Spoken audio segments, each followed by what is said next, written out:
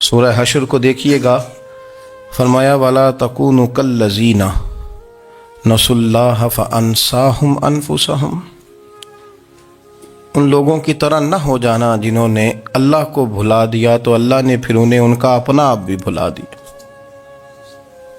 انہیں اپنی بھی ہوش نہیں رہی، وہ ایسے مسائل میں گھر گئے، وہ ایسی آزمائشوں میں الجھ گئے، وہ ایسی دنیا داری کے اندر الجھے کہ انہیں اپنا بھی پتہ نہ چلا۔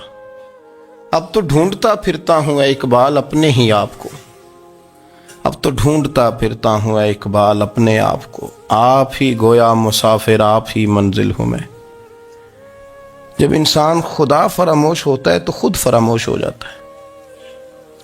ہمارا بڑے زمانے سے تکیہ ہے، کبھی امریکہ پر، کبھی یورپ پر، کبھی برطانیہ پر، کبھی مالداروں پر، کبھی اسلحے والوں پر۔ اس کا نقصان یہ ہوا کہ اپنا کوئی وجود نہیں رہا، اپنا کوئی نظریہ نہیں رہا، اپنی کوئی سوچ نہیں رہی۔ ایسے محسوس ہوتا ہے کہ کوئی منشور نہیں، کوئی دستور نہیں، لگام منہ میں ہے اور اس کا سرا کسی کے ہاتھ میں ہے، وہ جدھر چاہتا ہے ہمیں گھما لیتا ہے۔ اللہ فرماتے ہیں یوں نہ ہو جانا کہ تم رب کو بھلا دو اور پھر تمہیں اپنا آپ بھی بھول جائے۔ اولئک ھم الفاسقون، فرمایا یہ وہ لوگ ہیں جو نافرمان ہیں اللہ کے، یہ نافرمان ہے۔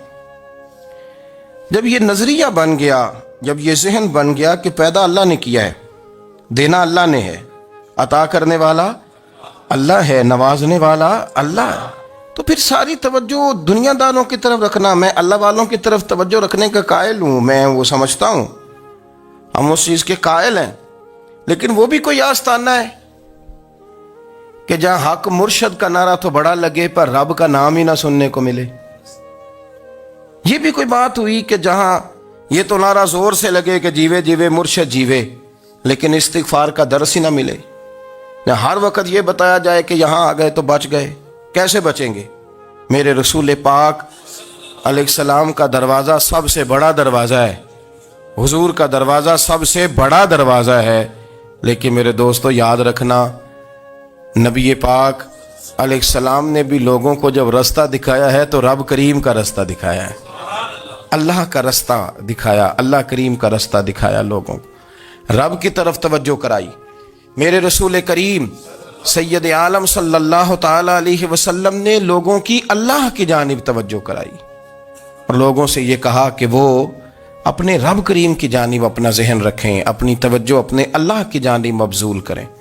میری بات کو اچھے طریقے سے سمجھیے گا، علم اللہ تبارک و تعالی عطا کرتا ہے تو اسے اللہ کی عطا ہی سمجھنا چاہیے۔ کچھ لوگوں کے پاس علم ہوتا ہے پر علم نافع نہیں ہوتا، وہ ٹامک ٹونیاں مارتے رہتے ہیں ساری زندگی۔ علم کو اللہ کی عطا سمجھیں، اپنی عقل پر، اپنے شعور پر زیادہ بھروسہ نہ سمجھیں، نظر اللہ پہ رکھیں۔ حضرت مولا علی شیر خدا کرم اللہ تعالی وجہہ الکریم سے کسی نے پوچھا تھا بڑا عالم کون ہوتا ہے؟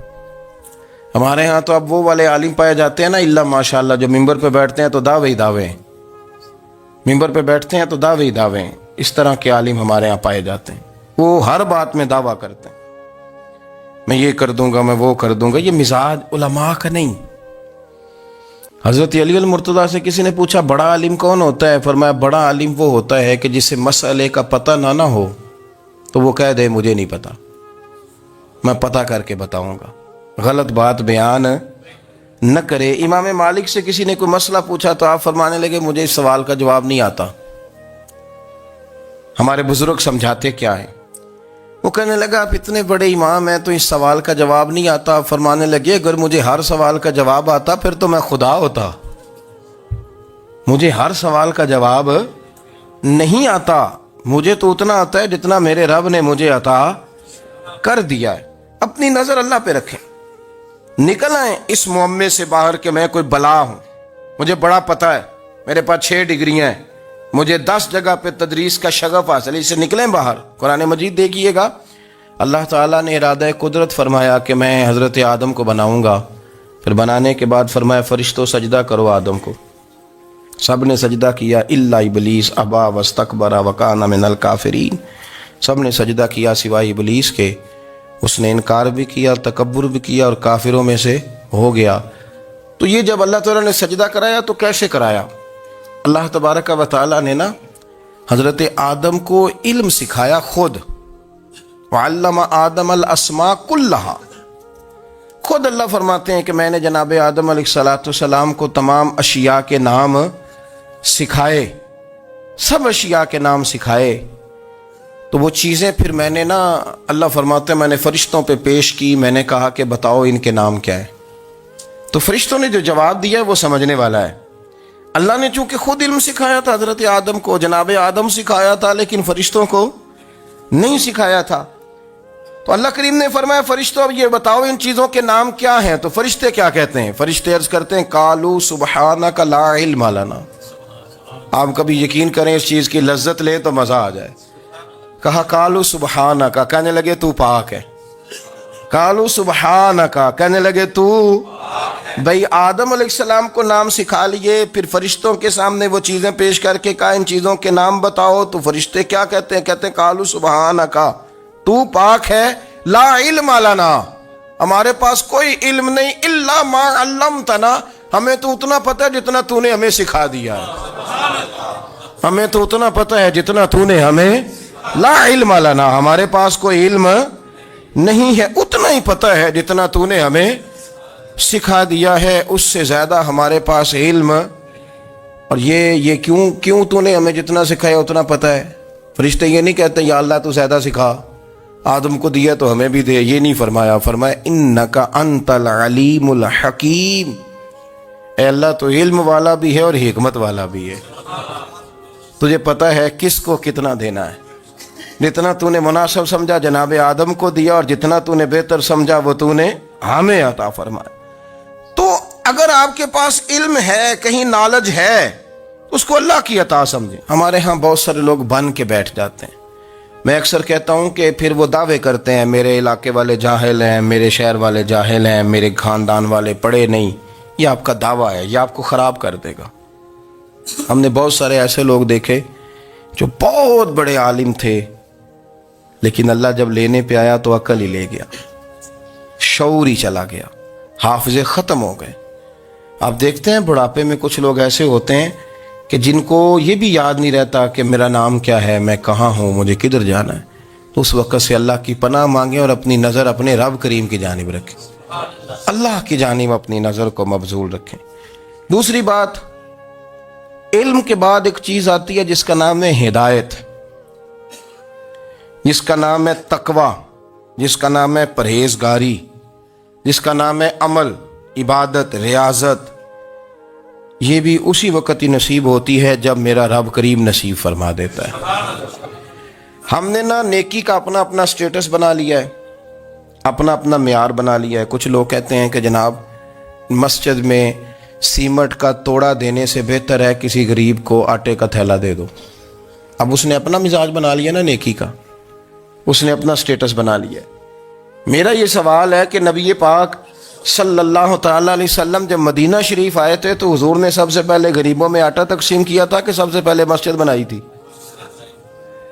کیا عجیب لوگوں کا رنگ ہے، اپنی مرضی کی ہدایت، اپنی مرضی کا تقوی، اپنی مرضی کا معیار.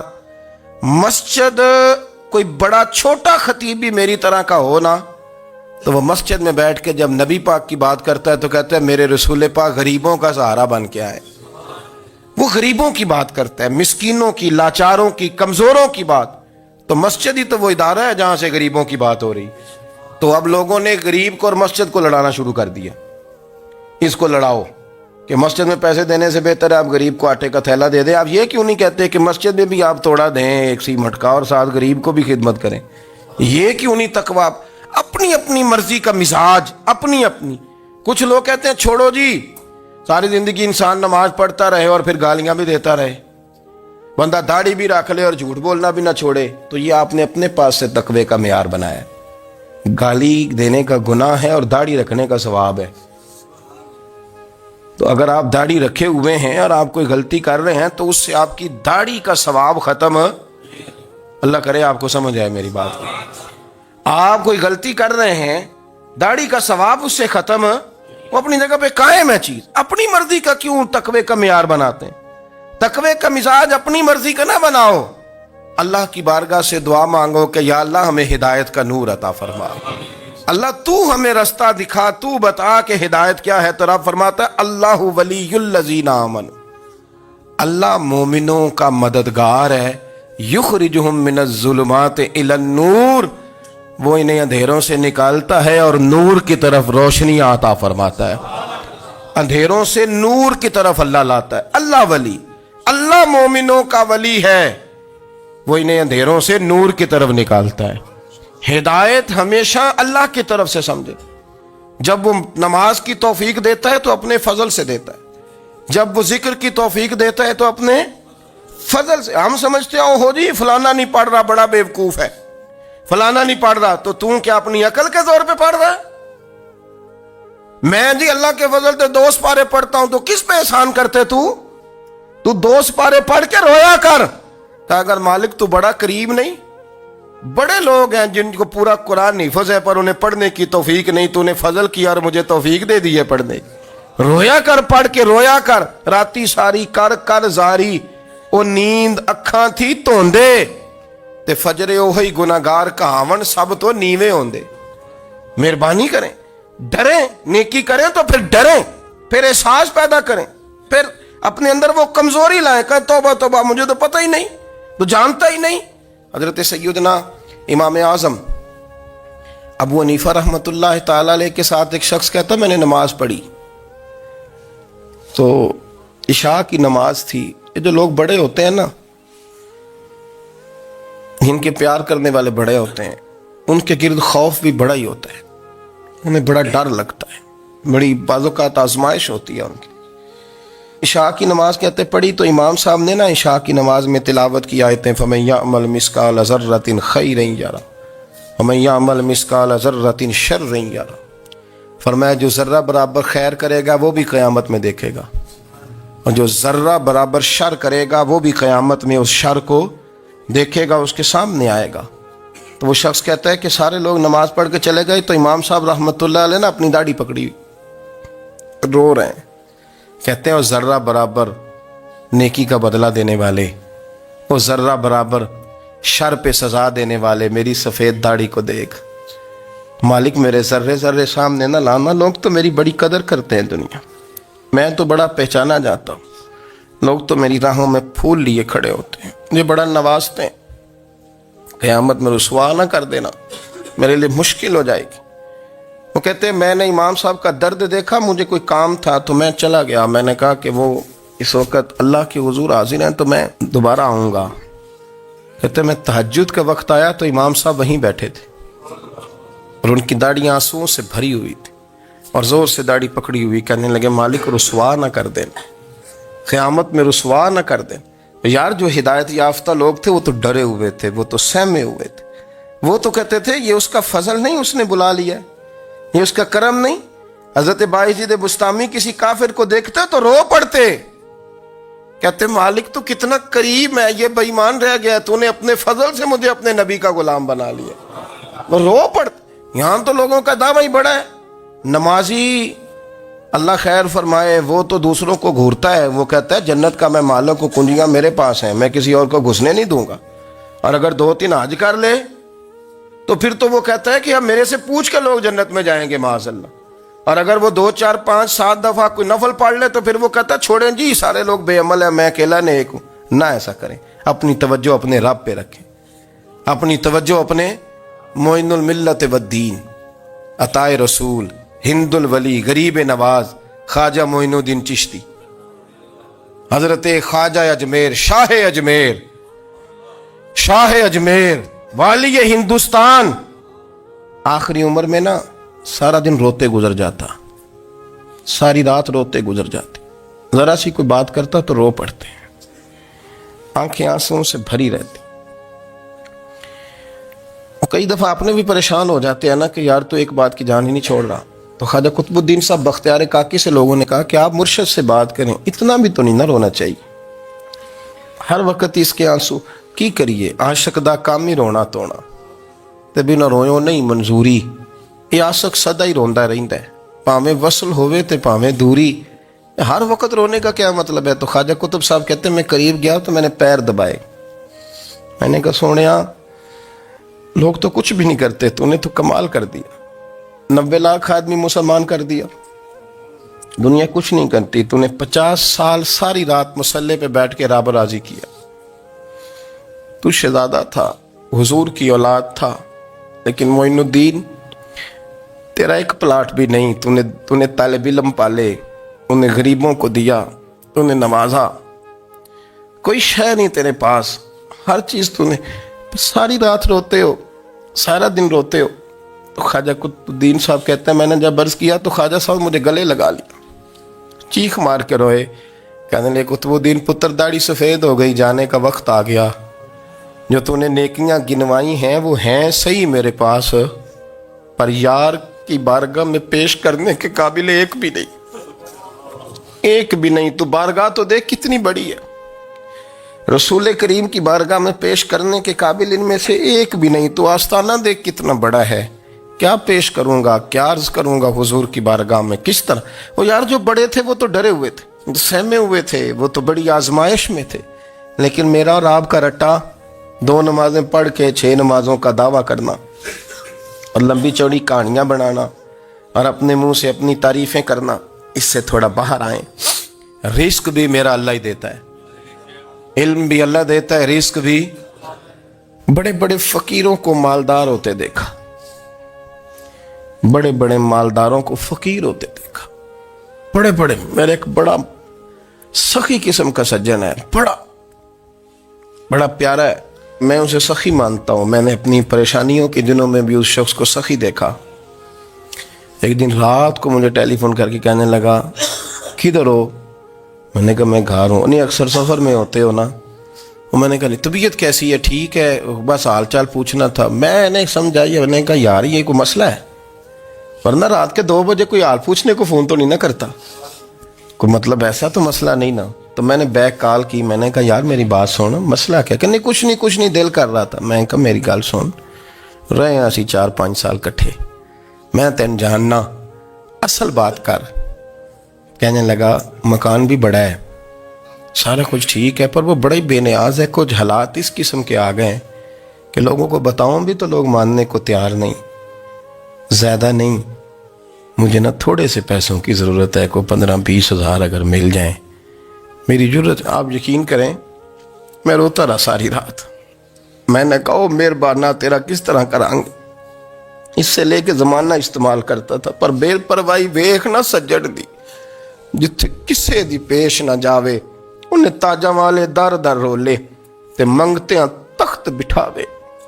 سجنا کسے نو کارا مل دئی، کوئی کعبے خالی آوے، واللہ خیر الرازقین، وقت تو دائیں بائیں نہ جا، رزق تو تجھے میں دوں گا، میں ہوں بہتر رزق دینے والا۔ بڑے بڑے بادشاہ، بڑے بڑے شہنشاہ، بڑے بڑے لوگ، ہاتھوں میں کاسے، فقیریاں۔ ام ربیعہ کہا کرتی تھیں، بڑی نیک اور صالح خاتون تھیں، وہ کہتی ہیں کہ میں نا بڑے امیر آدمی کی بیوی تھی، اپنے شوہر کے ساتھ چھت پہ بیٹھی تھی تو نیچے فقیر مانگنے والا آیا، اس نے بڑے درد سے صدا کی تو میں نے اپنے شوہر سے کہا کچھ دے دے، کہا دفع کر، ان لوگوں نے دھندا بنایا ہوا ہے۔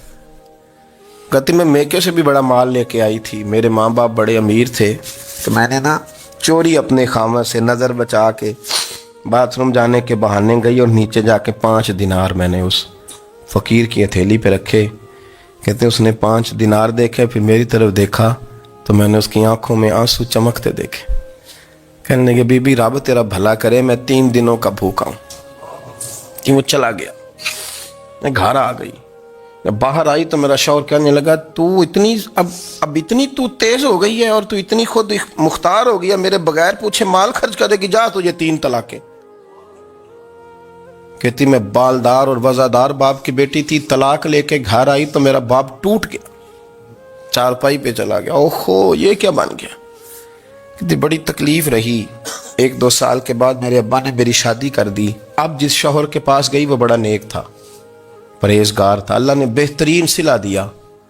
کہتی چھت پہ بیٹھی تھی، دروازے پہ فقیر آیا، میں نے شوہر سے کہا کچھ دے دوں؟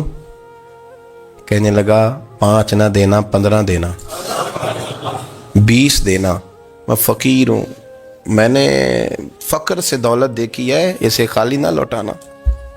کہتی ہے کہ میں نیچے گئی اور جب میں نے اس کی طرف دینار بڑھائے تو میری چیخ نکلی، پیسے پھینک کے میں بے ہوش ہو کے گری۔ میرا شوہر نے آ کے اٹھایا، اندر لے گیا، پانی منہ پہ چھڑکا، کہنے لگا تجھے کیا ہوا؟ کہنے لگی یہ جو مانگنے آیا یہ میرا پہلا شوہر تھا، وہی تھا جو کہتا تھا کہ تو 5 دینار دے آئیے جا، تجھے 3 طلاقیں۔ پڑھو نا حدیث پاک۔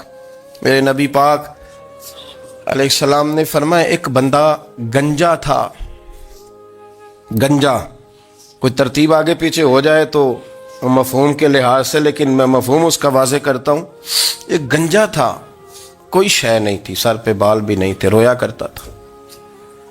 اللہ تعالیٰ نے فرشتے کو بھیجا، تجھے کیا چاہیے؟ تو کہنے لگا بال آ جائیں اور تھوڑا مال آ جائے۔ فرشتے نے ہاتھ پھیرا تو بال بھی آ گئے، تو بکریاں بھی آ گئیں، لائنیں لگ گئیں، مال ہی مال ہو گئے۔ دوسرے کے پاس گیا، وہ کوڑا تھا،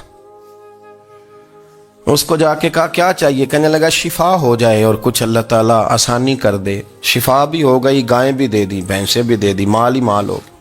پھر ایک کے پاس گیا، وہ اندھا تھا، تجھے کیا چاہیے؟ اس نے کہا آنکھیں مل جائیں اور کچھ ساتھ اللہ مال دے دے۔ اونٹ ہی اونٹ ہو گئے۔ جب بڑا نواز دیا تو پھر مالک نے امتحان لینے کا ارادہ کیا، یاری تیری سونا ہے پر آزمائشاں بھی تیریاں اگ، آزمائشاں تیریاں، صحیح کہہ رہا ہوں، آزمائشاں تیریاں، یاری تیری سونا ہے پر آزمائشاں تیریاں، اے سونا پرکھیا جامدائی پہلو نہ لگاں دے لگ۔ اللہ نے فرمایا آزمائش کرو۔ سب سے پہلے گنجے کے پاس آئے، اسے کہا اللہ کے رستے میں کچھ دے، کہنے لگا میرے خرچے ہی بڑے ہیں، دیکھو تو صحیح کتنی مشکل میں وقت گزارتا ہوں، حال ہی کوئی نہیں۔ تو اس نے کہا میں نے تو سنا ہے تو گنجا اور بھوکا ننگا تھا۔ کہنے لگا میں تو جدی پشتی رئیس اعظم ہوں، تو یہ کس پاگل نے کہا ہے بھاگ جا؟ اس نے کہا اچھا جیسے تو تھا ویسے ہی ہو جائے۔ کھیت کھلیان اجڑ گئے، پھر سے گنجا ہو گیا۔ حضور علیہ السلام فرمانے لگے، پھر وہ اس کے پاس گیا جو کوڑا تھا، اسے کہا کچھ دے، کہنے لگا خرچے ہی بڑے۔ اب پوچھ لیں کسی امیر آدمی سے، کہے گا چکی کے نیچے ہاتھ ہے میرا، میرے سے زیادہ تو اب پریشان بندہ ہی کوئی نہیں، کیا بتاؤں آپ کو، اتنا ٹیکس ہے، اتنا جرمانہ ہے، فلانی شے، بڑا کچھ گنواتے ہیں لوگ۔ اس نے کہا میں نے تو سنا تو پہلے کوڑا تھا۔ اس نے کہا جا دوڑ جا، میں تو رئیس اعظم ہوں، دادا بھی پردادا بھی اور ساری نسل ہی۔ اس نے کہا اچھا جیسے تو تھا ویسے ہی ہو جائے۔ پھر وہ گیا اندھے کے پاس اور جا کے کہا اللہ کے نام پہ کچھ دے۔ تو وہ کہنے لگا رب کے نام پہ؟ یہ کھڑے ہیں اونٹ، جتنے تیرے دل کرے لے دا۔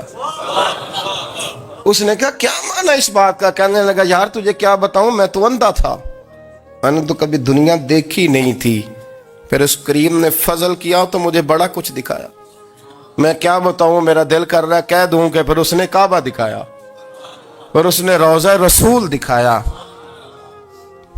پھر اس نے ریاض الجنہ کے سجدے دکھائے، پھر اس نے اپنے محبوب کے دروازے کی رونقیں دکھائیں۔ اس نے بڑا کچھ دیا، اس نے بڑا نوازا۔ میرے پاس تو شاید میں بدکار پرانا خادم، کسے در ملی نہ ٹوئی، اے واصف یار نے نظر جو کی تھی، پھر واصف ہی ہوئی۔